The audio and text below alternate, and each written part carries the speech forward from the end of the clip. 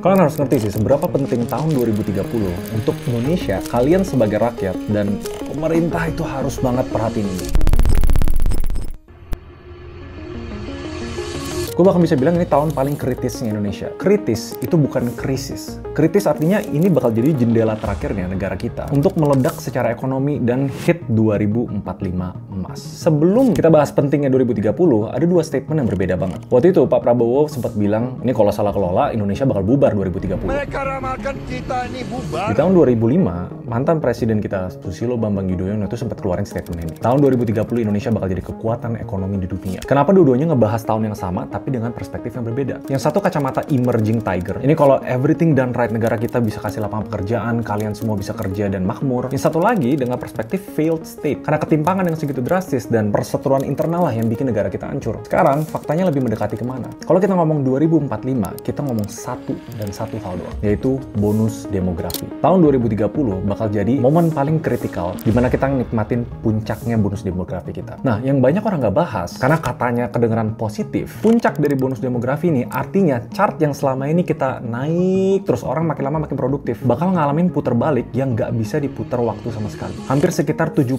warga kita nanti di usia 15-64 dan mereka siap kerja. Dan bisa dibilang hampir seluruh negara di dunia yang ada ledakan ekonomi itu karena seluruh warganya produktif. Nah, statement yang dikeluarin sama Pak Prabowo tahun 2017-2018 kalau nggak salah, itu sebenarnya berkaca dari novel fiksi Ghost Fleet yang ngeprediksi Amerika sama China bakal berantem dan Indonesia bakal bubar. Karena video ini bukan buat nakut-nakutin, tapi untuk menyadarkan kalian, ini bakal jadi momen yang krusial banget nih. Kalian harus benar-benar paham untuk tahu apa yang harus kalian siapin dalam 5 tahun ke depan. Gue dengan optimis bilang ya, Indonesia nggak bakal bubar 2030. Tapi dari 3 pilar yang penting banget, yaitu pekerja, pemberi kerja, dan pemerintah, ini benar-benar harus kolaborasi dan 5 tahun ke depan. Bahkan banyak banget statement dari pakar-pakar bilang, ini momen yang nggak boleh ada kesalahan sama sekali. Karena jendela 2030 kita itu beda dibanding semua negara-negara yang udah ngalamin bonus demografinya. Jadi buat kalian lebih paham lagi, kita langsung bahas chapter 1. Seberapa penting bonus demografi.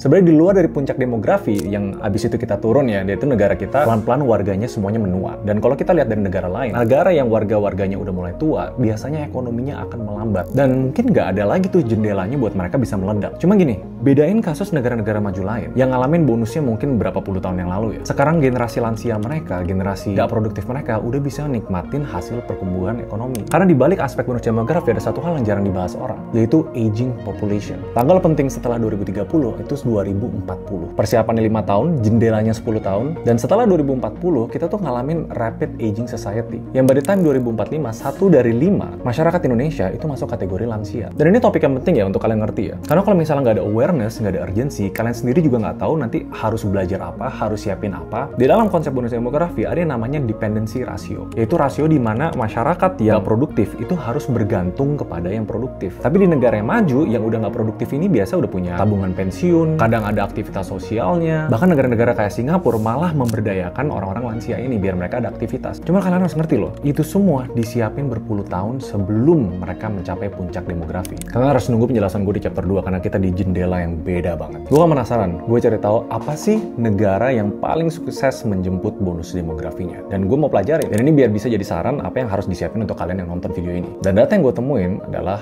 Korea Selatan. Kalian harus ngerti loh, dulu di tahun 1960 pasca perang, mereka tuh jauh lebih miskin daripada Indonesia. GDP per kapita mereka 150-an dolar. Dan mereka tahu, pas mereka nanti di puncak demografi di sekitar 2005 sampai 2010, mereka gerak dan siapin yang dari 1970-an. Di situ ada 3 poin penting yang pemerintahnya lakuin. 1, bener-bener double down pendidikan. Dari 1965 yang cuma 10% yang kuliah, sampai 1995 yang 70% berhasil kuliah. Kedua, mereka bangun ekosistem semua industri-industri yang padat karya. Dan waktu itu fokusnya teknologi, itu bener-bener digandeng abis-abisan dari LG, Samsung, Hyundai, dan mereka ngebentuk grup yang namanya Cebol, kita kenalnya. Nah, poin ketiga yang sebenarnya sekarang jadi problem Indonesia adalah mereka berhasil memeratakan ekonominya. Program urbanisasi desa-desa yang ujungnya bikin ketimpangan dari yang paling kaya ke paling miskin itu jadi nggak sejauh itu. Kenapa ini dibilang best practice? Karena kejadian yang paling ideal adalah semua tuh udah siap jauh-jauh hari sebelum puncaknya. Karena mereka sadar, kalau pas puncak demografi ekosistemnya belum jadi, mereka benar-benar jadi kayak kejar-kejaran. Dan kalau misalnya kejar-kejarannya itu nggak nyampe, kelewatan total jendela itu dan mereka nggak mungkin jadi negara kayak sekarang. Tapi kita harus paham ya, Korea itu berada di zaman yang berbeda sama kita. Yang lebih apple to apple sekarang sebenarnya Vietnam. Negara yang puncak demografinya di 2035, which is lebih telat daripada kita ya, udah mulai ngebangun ekosistemnya di 2010. Alhasil tahun 2023 yang fokusnya di 3 hal juga. Pertama, investasi pendidikan gede-gedean.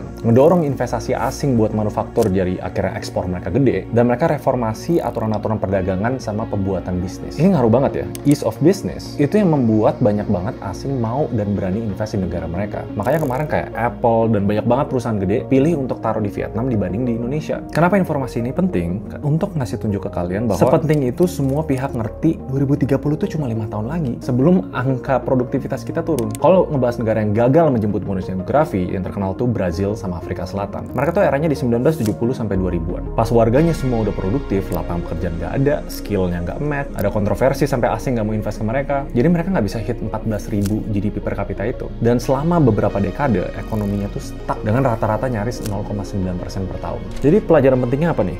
Negara yang gagal untuk nge-capture pas mereka puncak demografi akan ngalamin yang namanya beban demografi atau disaster. Bisa dibilang jadi 2030 itu bukan cuma checkpoint, tapi itu deadline untuk semua pihak yang terkait harus siap. Ya ini kalau kalian mau negara kita maju, kalau nggak mau, ya udah santai-santai aja. Tapi gini, jendelanya kita tuh beda dibanding jendela negara lain. 5 tahun ke depan itu bisa dibilang lebih hard mode dibanding pas negara-negara lain mencapai puncaknya mereka. Kita bahas di chapter 2. Dan ini yang kalian harus benar-benar paham. Kalau ditanya best case scenario-nya, harusnya tuh infrastruktur ready dari 10 tahun yang lalu. Tapi karena ngelihat situasi sekarang dengan jumlah pengangguran, anak muda yang skill yang nggak match, FDI yang kesendat, ya 5 tahun ke depan udah nggak boleh ada kesalahan lagi. Nah, untuk ngerti konsep gedenya, kalian harus ngerti negara tuh ngelewatin 3 fase. Yang bisa dibilang pertumbuhan ekonomi sama penyerapan tenaga kerjanya. Yaitu pertama mereka maksimalin fase agrikultur, habis itu mereka dalamin manufaktur, baru mereka ke sektor jasa. Cuma kelihatannya 5 tahun ke depan kita nggak bisa pakai formula itu lagi. Dan ini bakal nyambung ke apa yang harus kalian siapin. Jadi gue cari satu data yang merepresentasikan ketidakpastian di dunia ini. Dan ada yang namanya World Uncertainty Index. Itu kumpulan dari banyak banget citation di seluruh negara di dunia yang muncul kata kunci tidak pasti. Dan sebenarnya kita udah ngelaluin salah satu yang paling parah, yaitu pas masa COVID. Nah, tapi sekarang WUI itu hampir setinggi COVID dan prediksinya bakal volatil selama 5 tahun ke depan. Kita lihat banyak banget news tentang Amerika lagi lawan China, tensi geopolitik di seluruh dunia, perang yang gencatan senjata paling tinggi sejak 1946. Dan kalau kita ngomong tentang bonus demografi dan lapangan pekerjaan, nggak lain dan nggak bukan.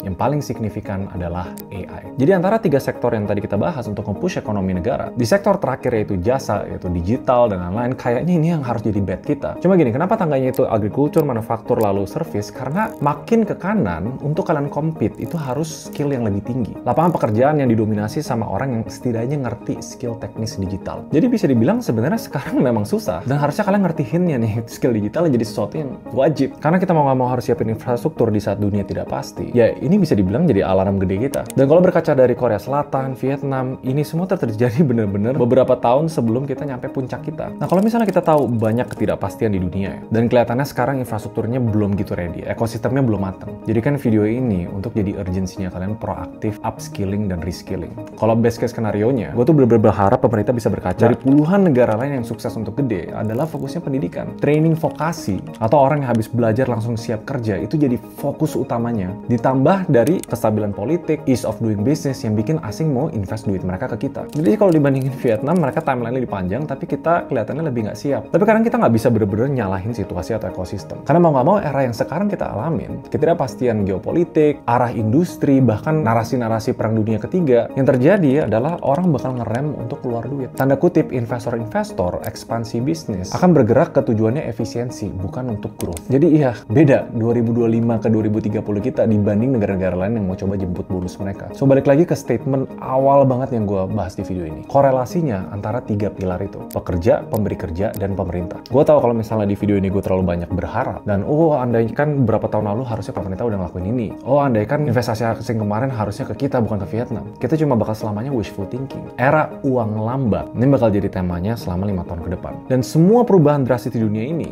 itu jadi background kenapa gue bikin event di 26 Juli nanti. Dengan tema namanya restart. Udah bukan setiap berapa puluh tahun kita harus lupain yang lama dan pelajarin yang baru. Tapi kita harus bener-bener capture apa yang relevan sekarang. Biar kita nggak jadi beban dalam beberapa tahun ke depan. Kalian cek aja, kalau kalian mau datang nanti bakal ngobrol-ngobrol bareng sama gue. Jadi see you guys nanti di restart. Kalau kalian penasaran, kalian bisa cek linknya, gue taruh di description. Karena di situ kalian bakal dapat insight dari banyak banget panelis yang bahas spesifik tema ini. Tentang perubahan dunia dan gimana cara kita capture it. Oke, kita balik lagi ke topik. Nah, lantas kalau misalnya dibenang merahin, apa yang harus kita lakuin dan kita siapin? Ini buat kalian yang stay sampai akhir. Harusnya sih ini video bukan nakut-nakutin ya, tapi lebih ke ningkatin urgency. Ada good news buat kalian. Karena ternyata di Indonesia ada satu industri yang kita main di game yang sama dibanding luar negeri. Kita masuk ke chapter terakhir.